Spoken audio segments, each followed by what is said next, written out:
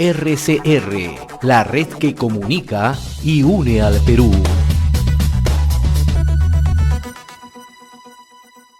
Le damos la cordial bienvenida y le agradecemos la gentileza que siempre tiene con RCR, Red de Comunicación Regional, al doctor Antero Flores Arao, ex ministro de Estado, es representante de Perú ante la Organización de Estados Americanos, OEA. Qué gusto saludarlo, doctor Flores Arao, como siempre, muy amable con RCR, muy gentil.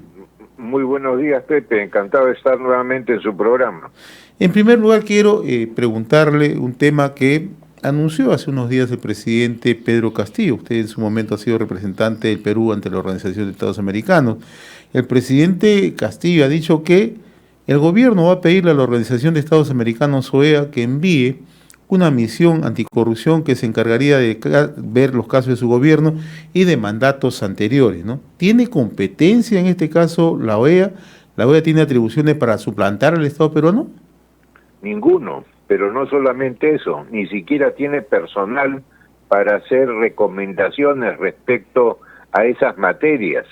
La OEA tiene, lógicamente, por la Carta Democrática, etcétera, competencias para hacer informes sobre esos temas democráticos, tiene asistencia electoral, tiene la Junta Interamericana de Defensa con los temas defensivos de los países, tiene una comisión para ayudas en caso de desastre, tiene también el Comité Interamericano contra el Terrorismo, del cual fui presidente en el 2007-2008, pero que tenga expertise en estos temas de corrupción y que pueda dar siquiera asesoramiento en esa materia, primera noticia, nunca he sabido que los tenga, ni siquiera que lo hayan dado, ¿no?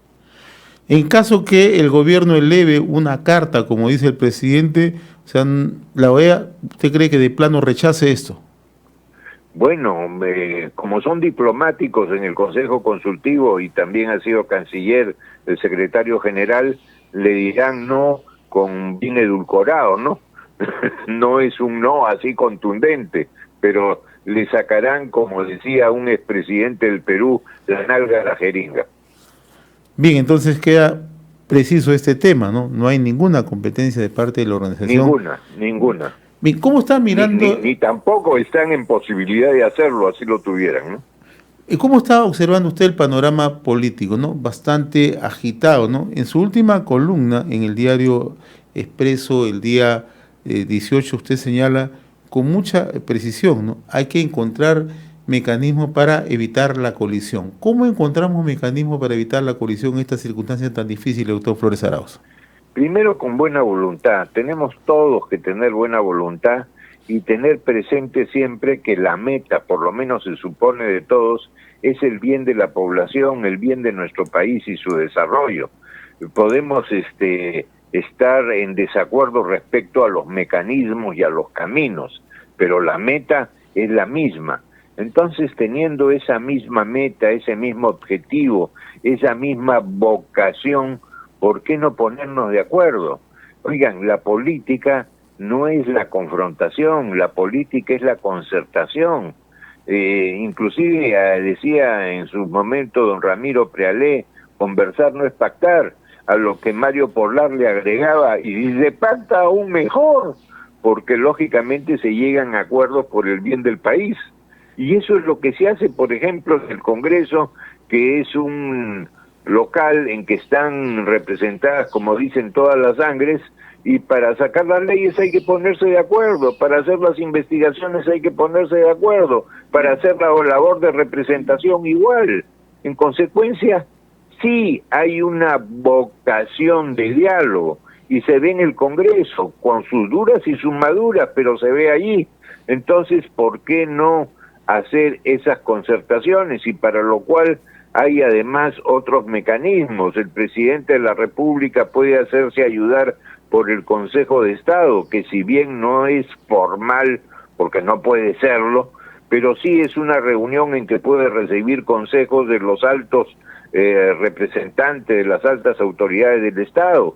Tenemos el Acuerdo Nacional, en que tiene su foro el acuerdo, en que están no los partidos representados en el Congreso, pero también hay las principales iglesias, también hay los colegios profesionales, los gremios laborales, y a lo que habría que agregar a los partidos que, si bien no tienen representación parlamentaria, no pueden dejarse de lado. Oigan, el APRA va a tener 100 años de partido, ¿cómo lo deja de lado? O el PPC con muchísimas décadas.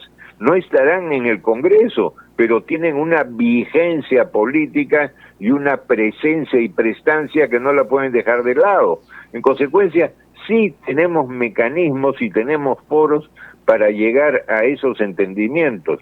Lo que necesitamos es que haya buena voluntad. Esa buena voluntad que a veces no se aprecia. La semana pasada hemos visto un gesto mediático, apareció la presidenta del Congreso, representantes de Perú Libre, ¿no?, el propio presidente del Consejo de Ministros, pero esto se ha diluido rápidamente. Un comunicado de Perú Libre prácticamente destroza esa reunión, ¿no? Y luego ya vemos que paulatinamente eso se va diluyendo, ¿no? O sea, ¿cómo encaminar esto en circunstancias que el Ejecutivo dice sí y luego dice no, y el Congreso ahora no sabe qué camino va a optar? La tarea no es fácil.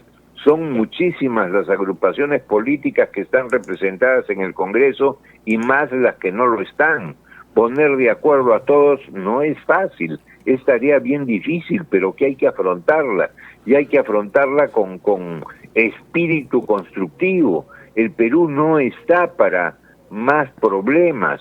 El Perú era, junto con Chile, la estrella de Latinoamérica en materia económica y social. Se había reducido la pobreza y la pobreza extrema, había más clase media, los centros comerciales estaban atiborrados, no de espectadores sino de compradores.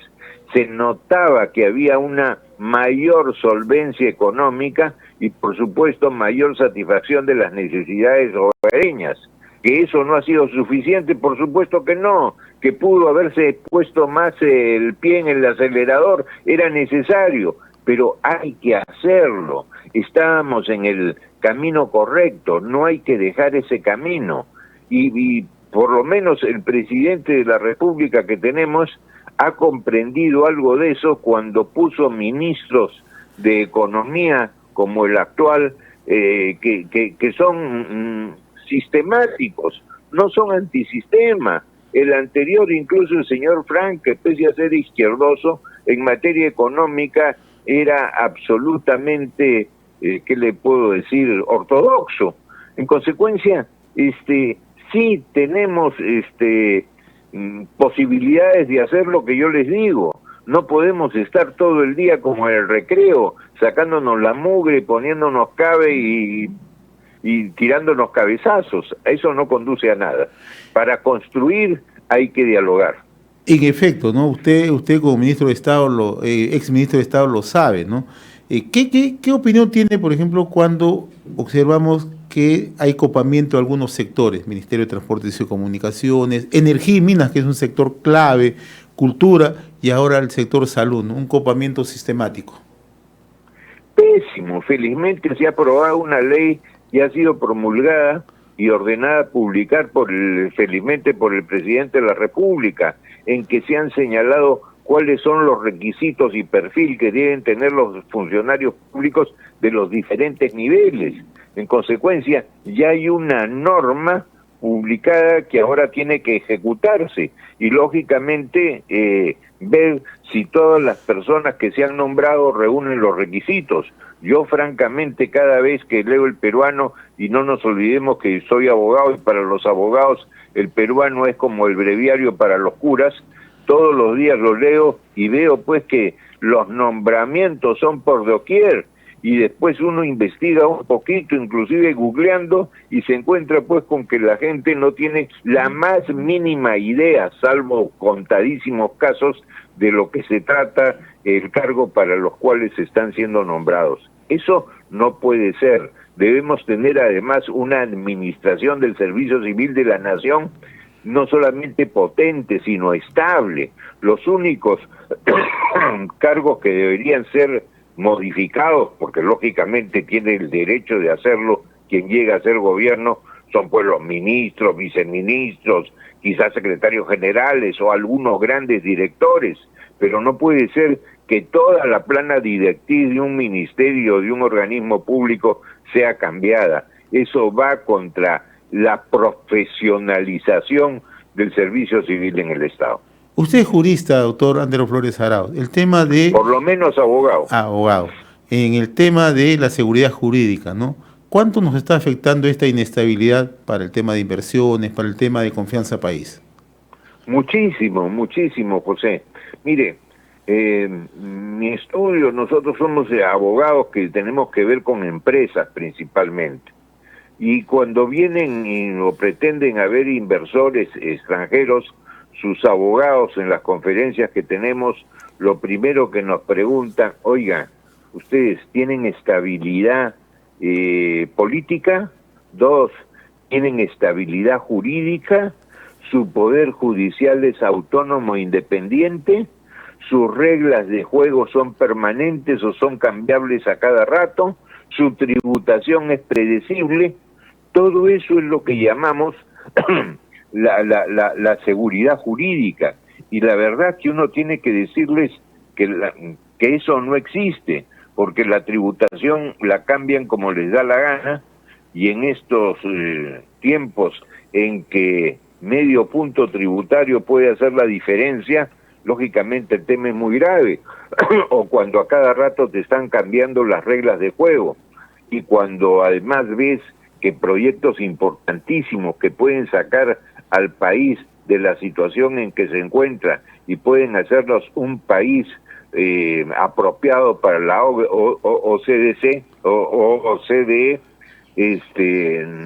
no lo son, porque las trabas son muy grandes. Tenemos que eso cambiarlo, facilitar las inversiones. Las inversiones generan trabajo, por el amor de Dios, y el trabajo genera bienestar. Es una larga cadena, y para que haya ese objetivo del bienestar de la gente a través del trabajo y el trabajo con inversión, tiene que haber estabilidad jurídica, predictibilidad tributaria y justicia autónoma e independiente.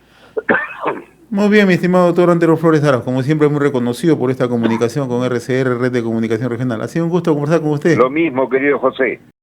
RCR, la red que comunica y une al Perú.